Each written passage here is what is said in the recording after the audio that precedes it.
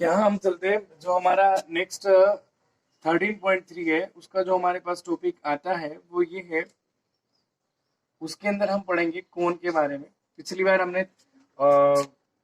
3 dimensional जो figures हैं, है ना, उनके अंदर हमने पढ़ा था क्यूब, क्यूबॉइड, सिलेंडर, और साथ ही में हम बात कर रहे थे यहाँ पर कि अगला जो हमारा कंटेंट आने वाला था वो आने वाला है अपना कोन।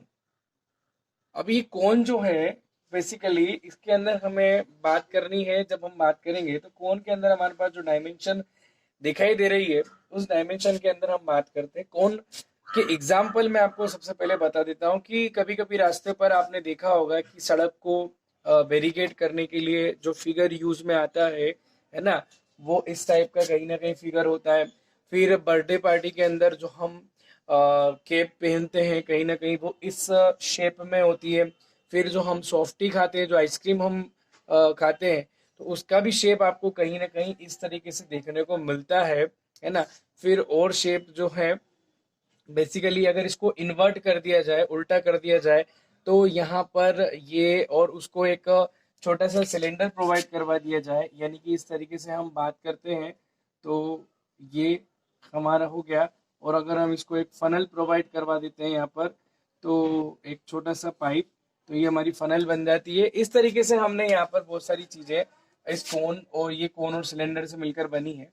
तो इसके बहुत सारे हमने जो यूज है, और साथ में ये शेप जो है डिफरेंट तरीके से डिफरेंट डिफरेंट पर्पसेस के लिए यूज किया जाता है। आई होप कि आप लोग समझ गए होंगे, है ना।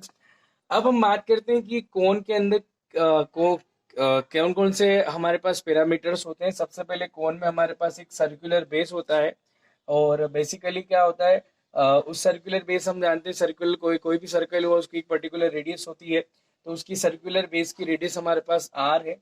एक कोनिकल हाइट, यानी कि जिसको हम हाइट ऑफ कोन बोलते हैं, वो मेजर करी जाती है हमारी जो वर्टेक्स होता है इस कोन का, यानी कि जो टॉप होता है उससे, और सेंटर ऑफ द सर्कल, ये हाइट होती है।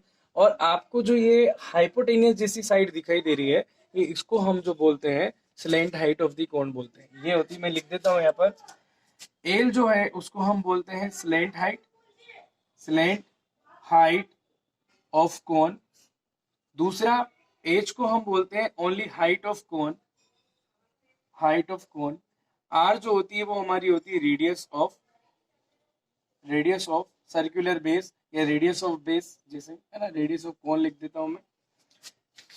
तो यहाँ पर हम बात करते हैं, ये हो गया हमारा कोन को समझने का मैटर।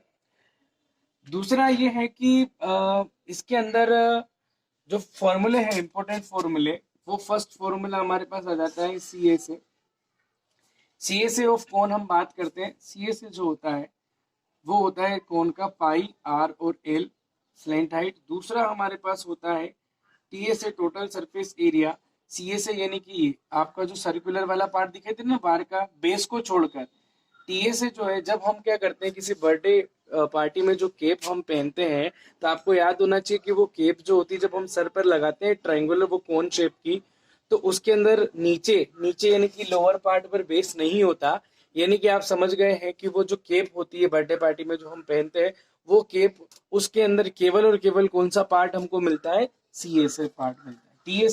टी ए से यानी अगर अपन बात करें टोटल सरफेस, तो एक तो इसमें कर्व सरफेस आता है, प्लस नीचे का क्या आ जाता है, सर्कुलर बेस। सर्कुलर बेस यानी कि एरिया ऑफ सर्कल, तो वो कितना होगा, पाई आर स्क्वायर। तो देखो इन दोनों में से हम क्या क्या कॉमन निकाल सकते हैं, पाई आर ले सकते हैं, तो यहाँ क्या बच जाएगा, एल, पाई आ चुका है, एक आर आ चुका है, यहाँ बच जाएगा आर, बच जाएगा आपका, ये हो जाएगा आपका एल, प्लस यहाँ आपका आ जाएगा R, pi R, R plus L. तो ये आ गया आपका pi R, R plus L. इस तरीके से हम बात करते हैं। ये हमारा निकल गया टी एस। थर्ड क्वेश्चन इसका आता है वॉल्यूम का। मैं वॉल्यूम भी यही लिख देता हूँ। तो वॉल्यूम ऑफ कौन जो हमको मिलेगा, वो आपका आ जाएगा 1/3 पाई आर स्क्वायर, वॉल्यूम ऑफ कौन। बेसिकली इस एक्सरसाइज में मोस्ट प्रोबेबली हमारे पास फॉर्मूला लगने वाला है सी ए से टी ए से। फोर्थ, हम स्लेंट हाइट कैसे निकाल सकते हैं, तो बेसिकली आपको मालूम है, देखिए कि यहाँ आपका एक ट्राइंगल शेप बन रहा है और राइट एंगल ट्राइंगल बन रहा है। कौन सा?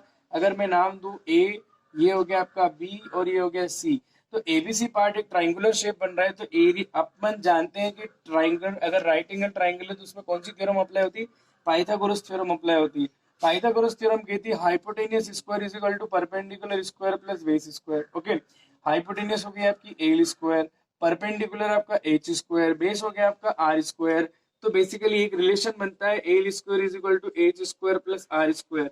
अगर हम लेफ्ट साइड से स्क्वायर रिमूव करेंगे तो राइट साइड पे क्या लगेगा? स्क्वायर रूट लग जाएगा, that is H square plus कितना हो जाएगा? आर स्क्वायर आ जाएगा। तो ये हमारा एक फॉर्मूला बन गया किसको फाइंड करने का? स्लेंट हाइट फाइंड करने का। L is equal to under root में H square plus R square. ये बेसिक पॉइंट्स है इसके लिए। हम बात करते हैं इसके आगे क्वेश्चन की, तो हम देखते हैं क्वेश्चन नंबर फर्स्ट देखते हैं और कैसे इसको सॉल्व करेंगे। आइए समझिए इसको। हम बात करते हैं यहाँ पर हमारे सामने क्वेश्चन ये दे रखा है, डायमीटर जो है वो कोन में 10.5, हमने रेडियस निकाली है 10.5 डिवाइड बाई 2। दूसरा हमारे पास इसके अंदर स्लेंट हाइट जो है वो दे रखी है हमारी 10 सेंटीमीटर। स्लेंट हाइट यहाँ पर दी गई है 10 सेंटीमीटर हमारी स्लेंट हाइट। हमको निकालना है सी एस ए। बहुत इजी है, आपके पास फॉर्मूला है सी एस ए का, क्या होता है? Pi R L. तो लिखेंगे C S A of cone is equal to होता है pi R L. Pi 22/7 into pi की वैल्यू 22/7 रखना। अगर क्वेश्चन में कहीं 3.14 दी है तो फिर हम वो देखेंगे। रेडियस, इसकी रेडियस होगी आपकी कितनी? 10.5 डिवाइड बाय 2। इसको हम डिवाइड कर सकते हैं लेकिन नहीं क्या, क्योंकि आपको मालूम है कैलकुलेशन बहुत इजी हो जाएगी। और मल्टीप्लाई बाय कितना आ जाएगा? 10 आ जाएगा। ठीक है, और सिंपल करते हैं, 22/7 आ जाएगा, मल्टीप्लाई ये आ जाएगा आपका कितना? 105 और अपॉन में 2, पॉइंट हटाएंगे, यहाँ पीछे क्या कर देंगे? एक डिजिट है इसलिए एक जीरो बढ़ा देंगे, और 10 टू कितना हो जाएगा? 22 से इसको क्या कैंसिल कर देंगे? 11, 7 से 7 1 जा 7 और हो जाएगा 7 5 जा 35, तो 11 इंटू कितना आ जाएगा? 15 आ जाएगा। तो ये आ जाएगा 11 5 55, 5 11 कम 11 5 16 हो जाएगा 165 और आ जाएगा आपका सेंटीमीटर स्क्वायर। ये क्या निकल गया आपका? सी एस एफ कोण निकल गया। बहुत इजी है, बहुत सिंपल क्वेश्चन है। ये क्वेश्चन नंबर फर्स्ट हो गया हमारा इसका एक्सरसाइज 13.3 का क्वेश्चन नंबर फर्स्ट हमने यहाँ पर सोल्व कर लिया। अब हम देखते हैं यहाँ पर क्वेश्चन नंबर फर्स्ट मैंने आपको समझाया। क्वेश्चन नंबर सेकंड जो है उसमें आपको टीएसए फाइंड करना है, टोटल सरफेस एरिया। तो आप उसको फाइंड कर सकते हैं। कौन सा फॉर्मूला आपको लगाना है? Pi R R plus L, ये होता है टोटल सरफेस एरिया का। बहुत सिंपल क्वेश्चन है, आप उसको सॉल्व कर लेंगे। अब आप देखते हैं अपन यहाँ पर question number third. Question number third में हमको दिया है सीएसएफ कोन जो कि 308 सेंटीमीटर स्क्वायर है, उसकी स्लेंट हाइट दी हुई जो कि 14 सेंटीमीटर है। हमें क्या क्या फाइंड करना है? रेडियस ऑफ बेस और टोटल सरफेस एरिया। सबसे पहले अपन बात करते हैं यहाँ पे सीएसए ऑफ कोन। सीएसए जो होता है वो होता है आपका सीएसए ऑफ कोन होता है आपका पाई आर एल, और ये दे रखा है आपका 308 is equal to 22/7 multiply radius आपको फाइंड करनी है, और ये स्लेंट हाइट दे रखी है। 7 2 जा हो जाएगा 14, 308 दोनों मल्टीप्लाई में यहाँ पहुंच जाएंगे, डिवाइड में 22/2 इज इक्वल टू हो जाएगा, इसको कैंसिल करेंगे तो आ जाएगा 154 और 22 से 1 जा और इसको 7 जा कैंसिल करेंगे, रेडियस हो जाएगी हमारी 7 सेंटीमीटर। ये हमारी रेडियस निकल गई। अब हमको फाइंड करना है total surface area. Second case में टोटल टीएसए की हम बात करेंगे, ये होता है pi R R plus L. पाई की वैल्यू होगी हमारी 22/7, रेडियस हमारी निकल गई 7 7 प्लस लेंथ हाइट होगी 14। 7 7 क्या हो जाएगा? कैंसिल हो जाएगा, 22 मल्टीप्लाई 14 प्लस 7 हो जाएगा 21। ये हो जाएगा 21 टू जा 42 कैरी 4, 22 टू जा 21 टू जा 42 42 और हो जाएगा 4 46 462 सेंटीमीटर स्क्वायर। ये हमारा क्वेश्चन नंबर थर्ड था जिसमें सीएसए निकालना था और एक टीएसए निकालना था। सीएसए से हमको रेडियस निकल जाएगी और टीएसए का हम फॉर्मूला लगाकर इसको वैल्यू फाइंड आउट कर लेंगे। ये हमारा क्वेश्चन हो गया। इसके बाद हम देखते हैं क्वेश्चन नंबर 4। ये हमारा क्वेश्चन नंबर 4 हो गया। अब हम देखें क्वेश्चन नंबर 4 में सबसे पहले अपन बात करते हैं कोनिकल टेंट है जिसकी हाइट आपको दे रखी है यहाँ पर 10 मीटर दे रखी है, रेडियस दे रखी है, रेडियस ऑफ बेस 24 मीटर दी हुई है। हमको फाइंड करना है स्लेंट हाइट और हमको दूसरा फाइंड करना है total cost of canvas used for making this tent at the rate दे रखी है और हमको ये पता करना है कि उस टेंट को बनाने में कितना कैनवास लगा है, उसकी कॉस्ट हमको फाइंड करनी है।